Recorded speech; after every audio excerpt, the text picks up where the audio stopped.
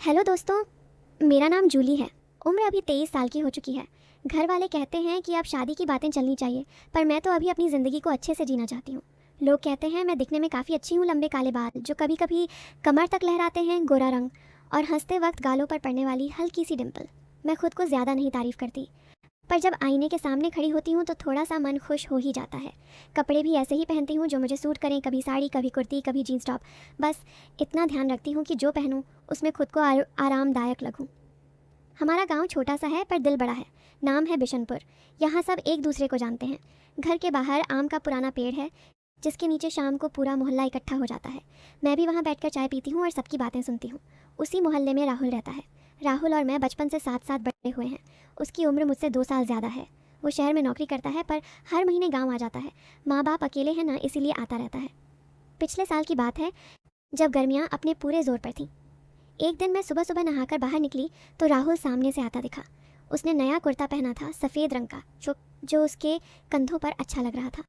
उसने मुझे देखकर मुस्कुराते हुए कहा, अरे जूली, आज तो बहुत जल्दी उठ गई। मैंने हंसते हुए कहा, हाँ भैया, नींद ही नहीं आ रही थी। तुम कब आए? वो रुक गया और मेरे पास आकर खड़ा हो गया। बोला, कल रात को ही पहुंचा, ट्रेन लेट थी। फिर उसकी नज़र मेरे गीले बालों पर गई। मैंने जल्दी से दुपट्टा ठीक किया पर वो बस देखता रहा। बोला, तेरे बाल तो बहुत लंबे हो गए हैं जूली, पहले इतने नहीं थे ना। मैंने शर्माते हुए कहा, हाँ, कटवाने का मन नहीं करता। वो हंसा और बोला, अच्छा किया, बहुत सूट करते हैं। उस दिन से बातें थोड़ी ज़्यादा होने लगीं। पहले तो सिर्फ नमस्ते हेलो था, पर अब वो रोज़ सुबह मेरे घर के बाहर से गुजरता और रुककर 2-4 बातें कर लेता। कभी मेरी पढ़ाई के बारे में पूछता, कभी घर की। मैं भी उससे उसके शहर की बातें सुनती।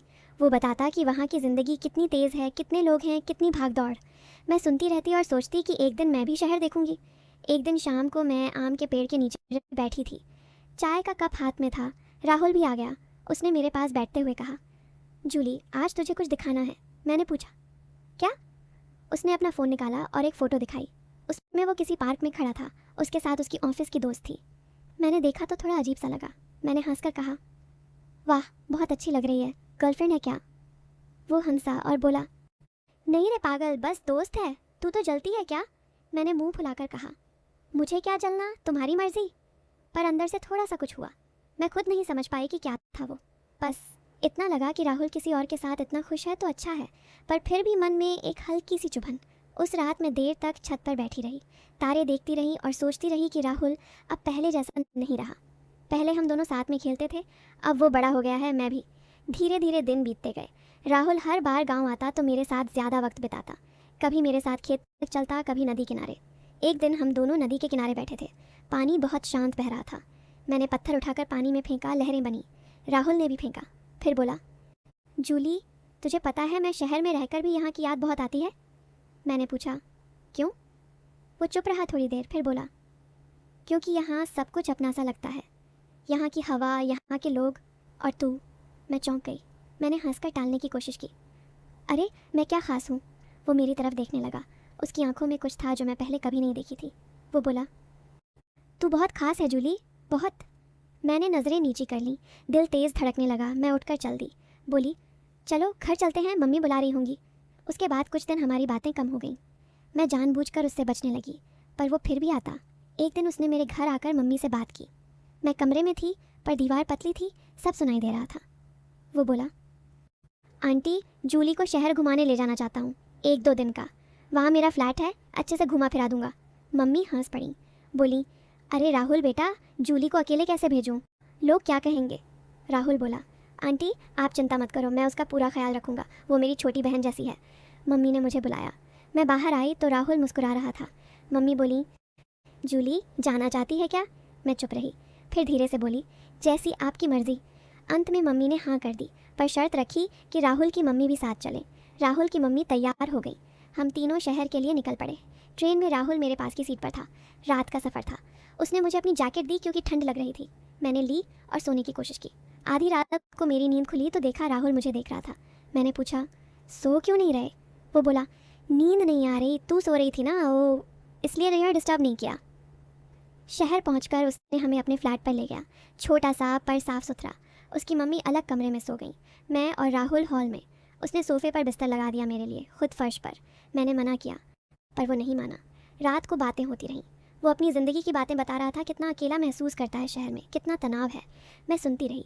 फिर मैंने भी अपनी बातें बताई कि मुझे डर लगता है शादी के नाम से, कि मैं कुछ करना चाहती हूँ अपनी ज़िंदगी में। उस रात बहुत देर तक बातें हुई। सुबह उठी तो राहुल चाय बना रहा था। उसने मुस्कुराकर कहा, जूली, आज तुझे शहर घुमाता हूँ। हम दोनों निकल पड़े। पहले एक बड़ा सा मॉल दिखाया। मैं हैरान थी इतनी चीज़ें देखकर। फिर एक पार्क में ले गया। वहाँ हम झूले पर बैठे। वो मुझे झूला झुला रहा था। मैं हंस रही थी। फिर उसने कहा, जूली, मैं एक बात कहूँ? मैंने कहा, बोलो। वो रुक गया, मेरे सामने आकर खड़ा हो गया। बोला, मैं तुझसे बहुत पसंद करता हूँ जूली। बचपन से करता हूँ पर कभी कह नहीं पाया। अब नहीं छुपाना चाहता। मैं स्तब्ध रह गई। मैंने कुछ नहीं कहा, बस नीचे देखती रही। वो बोला, तू कुछ नहीं बोलेगी? मैंने धीरे से कहा, राहुल, तुम मेरे लिए भाई जैसे हो। मैं तुम्हें ऐसे नहीं देख सकती। उसका चेहरा उदास हो गया। वो चुप रहा।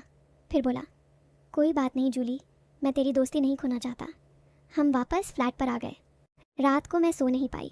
मुझे बुरा लग रहा था। मैंने सोचा कि शायद मैंने गलत किया, पर दिल कह रहा था कि जो कहा सही कहा। अगले दिन हम गांव वापस आ गए। राहुल अब कम बोलने लगा, मैं भी। पर एक दिन उसकी मम्मी मेरे घर आई। बोली, जूली बेटी, राहुल बहुत उदास है। उसने मुझे सब बता दिया।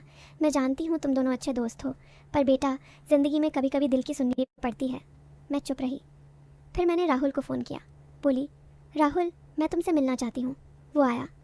हम फिर नदी किनारे गए। मैंने कहा, राहुल, मैं तुम्हें खोना नहीं चाहती। तुम मेरे सबसे अच्छे दोस्त हो। शायद आगे चलकर मैं तुम्हें दूसरे नज़रिए से देख सकूं, पर अभी मैं तैयार नहीं हूँ। क्या तुम इंतज़ार कर सकते हो? वो मुस्कुराया। बोला, जूली, मैं तेरे लिए ज़िंदगी भर इंतज़ार कर सकता हूँ। बस तू खुश रह। हम दोनों हंसे। उस दिन से हमारी दोस्ती और गहरी हो गई। अब वो जब भी आता है हम साथ घूमते हैं, बातें करते हैं। लोग कुछ भी कहें, हमें फ़र्क नहीं पड़ता। आज जब मैं ये सब लिख रही हूँ तो मन बहुत हल्का लग रहा है। राहुल अभी शहर में है, पर रोज़ फ़ोन पर बात होती है। वो कहता है कि एक दिन मैं उसके साथ शहर बस जाऊंगी, अपना कुछ करूंगी। मैं हंसती हूँ और कहती हूँ, देखते हैं। बस यही है मेरी और राहुल की कहानी। न कोई बड़ा ड्रामा, न कोई ज़बरदस्ती, बस दो दोस्त दिखिंबा जो एक दूसरे का साथ कभी नहीं छोड़ेंगे। आप सबको कैसी लगी मेरी बातें? अगर अच्छी लगी तो दिल से दुआ करना कि हम दोनों हमेशा ऐसे ही खुश रहें। धन्यवाद सुनने के लिए।